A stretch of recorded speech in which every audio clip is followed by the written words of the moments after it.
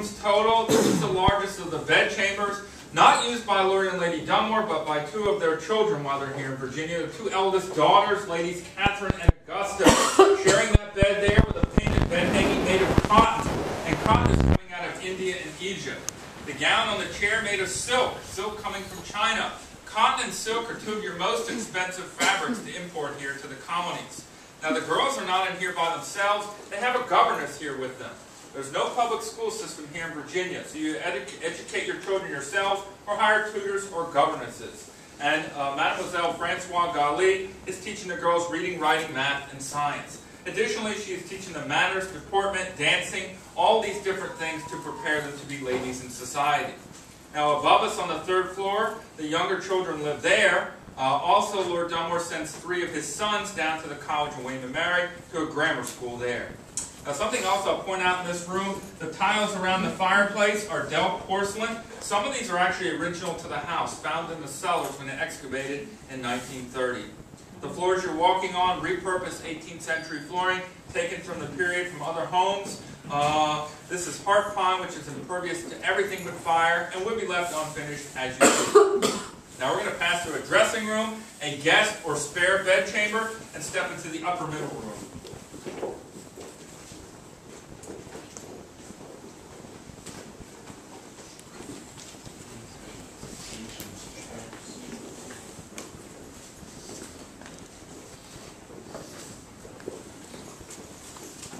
Sorry, Dad. You can go.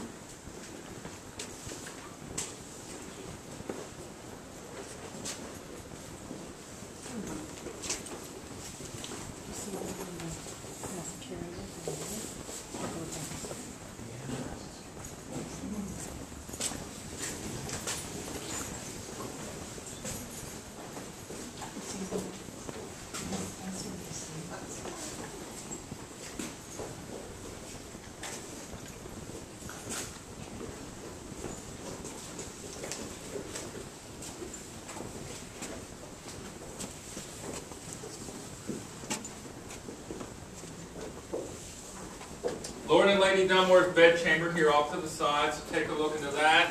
Join me back in this room.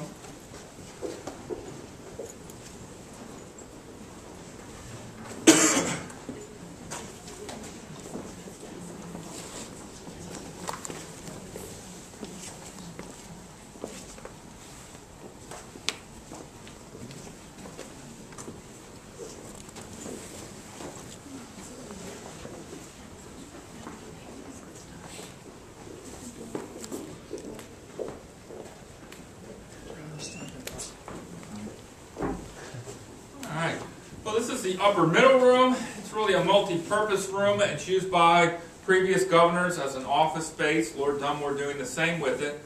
He will send Captain Foy, his personal assistant, back to Great Britain to travel back here to Virginia with Lord Dunmore's family.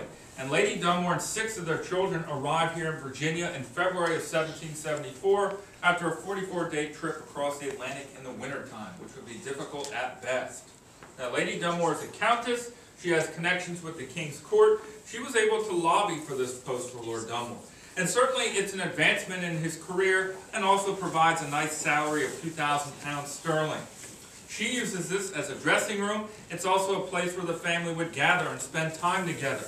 Now you notice the cradle over here. That's a presentation cradle. While here in Virginia, she gives birth to a baby girl. And if you're Lord and Lady Dunmore looking to win favor with Virginians, what do you name her? Virginia, exactly. They name her Lady Virginia in honor of the colony. However, I'll let you all decide for yourselves on whether or not you think that worked out for Lord Dunmore. Unlike her husband, Lady Dunmore actually very well liked. Her husband is so disliked that even his own dog Glasgow runs away. Yeah. Now, Lord Dunmore has the powder removed from the magazine, sending the citizens here in the city into an uproar. Eventually what's going to happen, that powder is taken to a British warship over on the York River. And Patrick Henry will threaten to march into the city with 150 armed men. And that will force the governor to repay that powder that he took, 300 pounds or 3 times its value. That settles that issue, but tensions continue to rise here in the colony between Virginians and Lord Dunmore. And really, the taking of the powder, excuse the pun, will spark the revolution here in Virginia. Ultimately, Lord Dunmore will be forced to flee from the palace in June of 1775, and I'll talk about that below stairs. Now, something else I'll point out in here before we leave is the wall fabric. This is a damask silk and wool. The red dye for this is produced from the cochineal beetle from South America. It takes about 70 pounds of these beetles to make this red dye, making it one of the most expensive. Everything we see is meant to impress. Everything is the exception to the rule. Most Virginians are not living like this. Now, we're going to head back below stairs and have a look in the ballroom. As we exit from here, have a look into Lord Dunmore's study and library. That's his private space. The children were not allowed in there without his permission. He also has 1,300 books.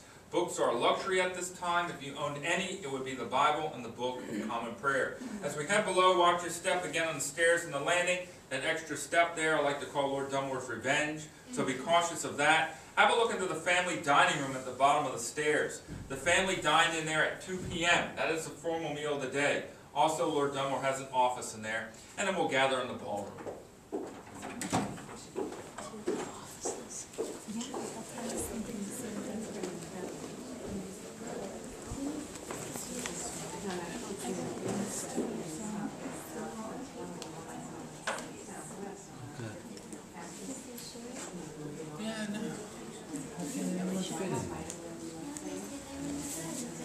And that's a crib. I do like this wall fabric. Me too. And the gold. I like the chairs.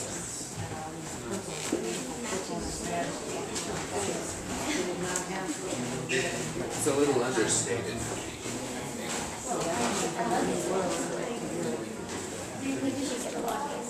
you think? It looks like it would be pretty secure, but I guess it didn't work out for him. There you go.